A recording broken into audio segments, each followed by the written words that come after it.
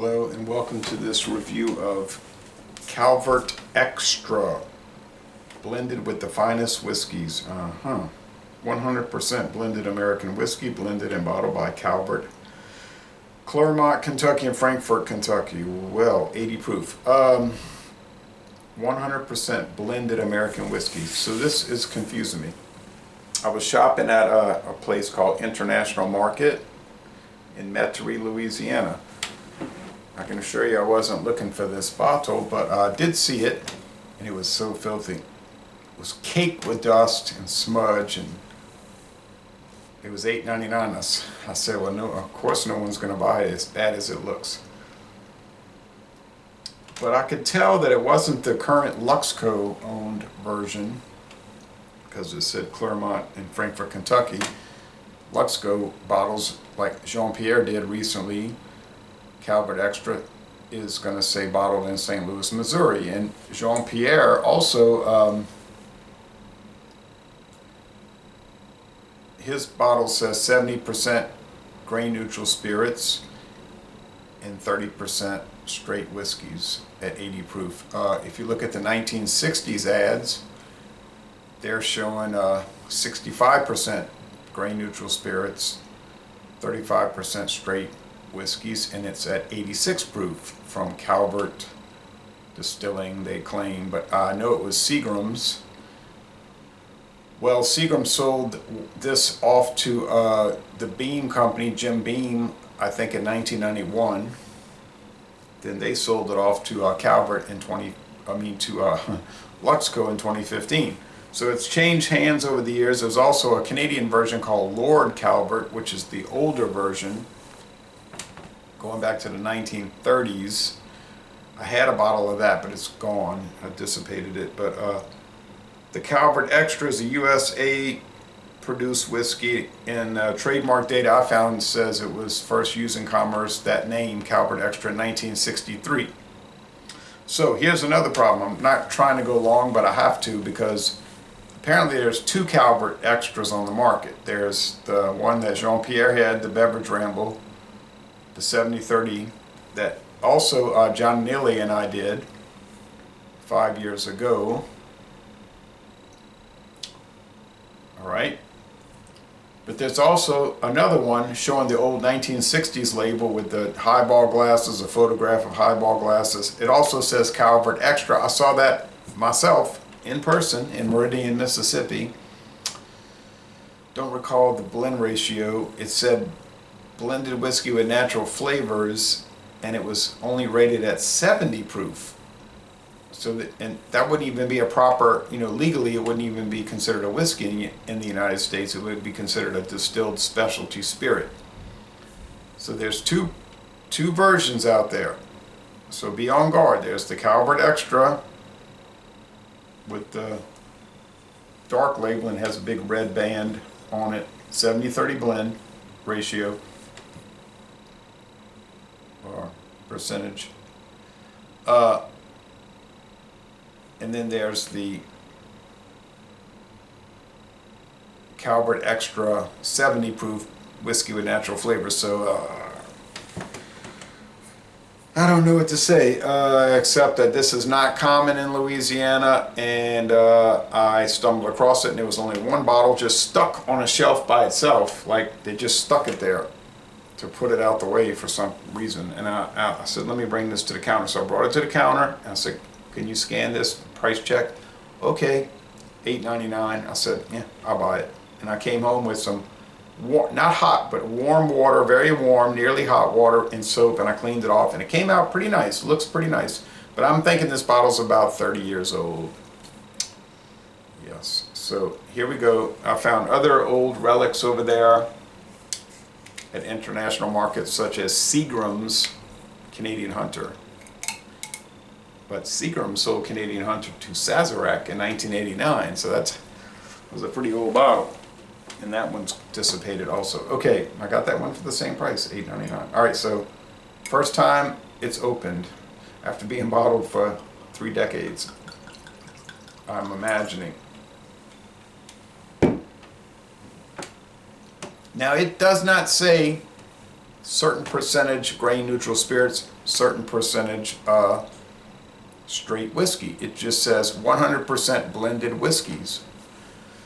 So I'm thinking this might be a situation that existed at some time, and it doesn't say that anymore on the new bottles, that this was a blend of all pure whiskey aged, barrel aged, not a large percentage of grain neutral spirits, which is raw unaged grain liquor or grain spirits. Certainly that would be allowed. You're allowed to age and blend various whiskeys up to 100% with no grain spirits. They don't have to be straight whiskeys. They can just be like early times whiskeys aged in used cooperage, used barrels. If you want to use grain neutral spirits, unaged whiskey or potential whiskey, sure, you can use that. You just can't go above 20%. I'm sorry, 80%. If you go above 80%, then it's a new class, a new type. Sorry, not class. The class is whiskey. The type would be spirit whiskey. And they do sell spirit whiskey at some stores. Those are less than 20% straight whiskey. All right, so anyway, they make no claim anywhere that this is straight whiskey, so yeah, they could add coloring, they could add flavoring, so it's pretty caramel looking, pretty tan.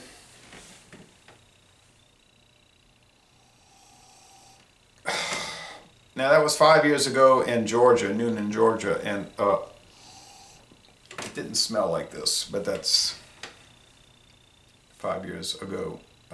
Your memory can play tricks on you 5 days ago, not to mention 5 years ago. Nice alcohol legs. All right, so I'm getting oak, even charred oak, corn, like say popcorn, but they don't use popcorn, they use whole grain corn, but yeah, almost like those things that are called corn nuts. You can buy those in the bags, but they have salt. This wouldn't have salt. Yeah, it's just, it literally smells like what the label says, 100% blended whiskeys. It could have been a case where for a few years Beam, the James B. Beam Distilling Company, had a bunch of whiskeys, straight or not straight, of 2, 3, 4, 5 years that they weren't going to use, that were cast-offs, that had aberrant flavors, perhaps not quality enough to be in Jim Beam, and they might have blended them off and sold it in this. And then later in 2015, they decided, hey, Luxco, you want to buy it? Go ahead. You can buy the whole slew of recipes and the rights to all the Calvert and Lord Calvert brands, and which they actually did. And you can eventually start brewing it, distilling it over there, or at least bottling it in Missouri, which they do. Okay, so it smells nice. I'm kind of kidding around, but I'm not actually kidding around. It does smell good. It smells like a good whiskey, and for $8.99, I mean, good grief. All right, so taste time.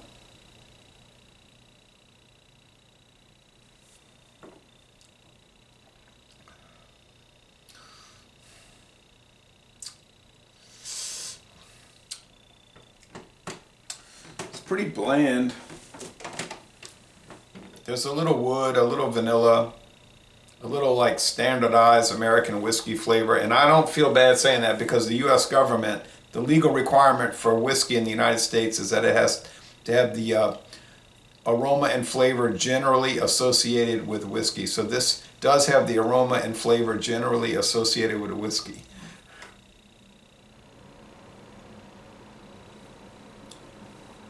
AC cut back on that fast. It is 101 outside, and the rain looks like it's bypassed us. Sad to say. Medium bodied, medium long finish. Almost like a, yeah. I'm going to retract that. Short to medium finish. Short to medium. It drops off pretty fast, but it does hang around a little bit to be medium. Okay, so off-putting aromas and flavors. No, there's no aberrant, off-putting, strange aromas and flavors. Now, it is in a clear bottle, so it could have been sitting in direct light for 30 years. We don't know. That would not help it. It would be better if it had been in a brown bottle to protect it from the light, or at least a green bottle, green glass, but it is not. It's in clear glass. It's not the Jim Beam bottle design though. You know, those have the broad shoulders. So that's strange, you know, right there.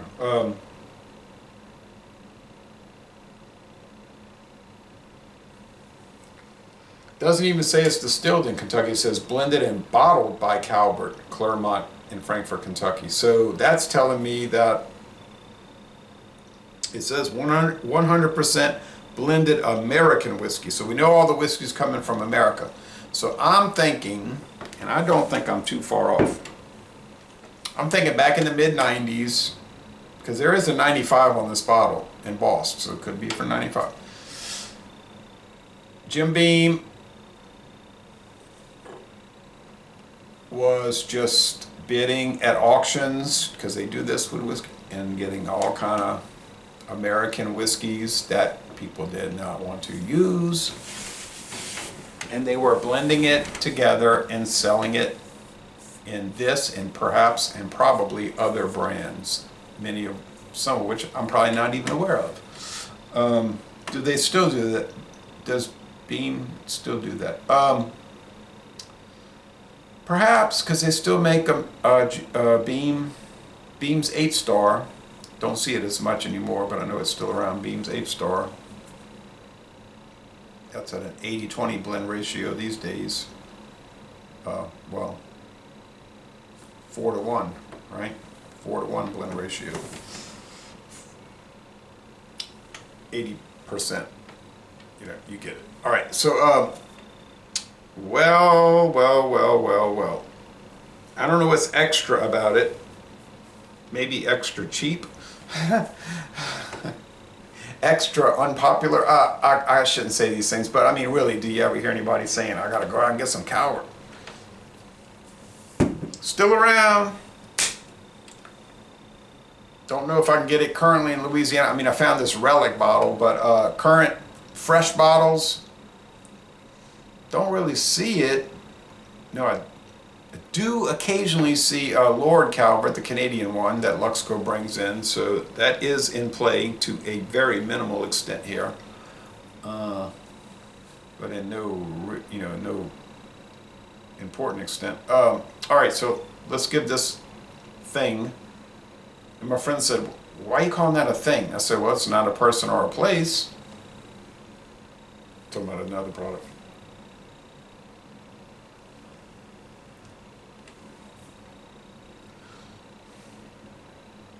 Yeah.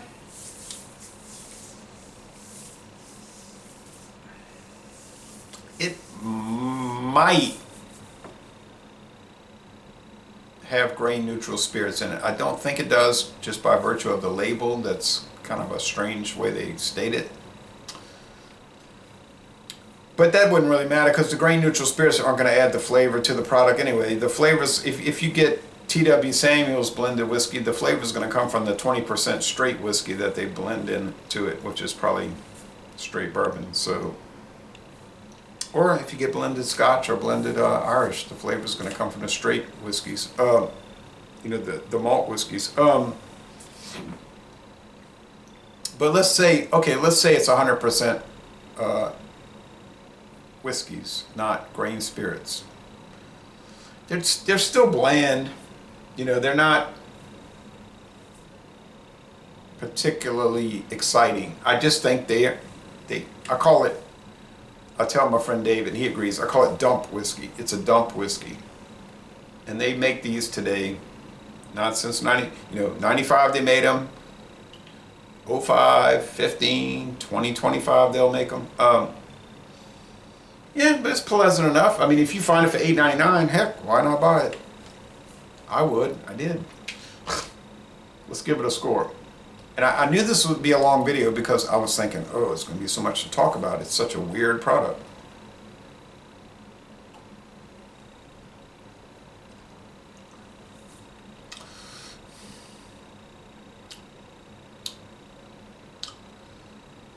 Some kind of nutty flavor I can't pin down. Walnut. Something. Guess I'll give it a B. 83 out of 100, 8.3 out of 10. Yeah, it's good, but it's just getting into good. It's a good product, but if I saw it for $9.99, I'd think about it. $10.99, I'd possibly consider it. Above 11, I wouldn't buy it. So that kind of explains everything right there, right? So laissez-les, bon temps relais, I guess.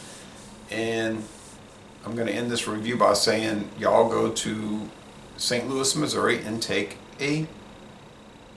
almost said brewery, take a distillery tour.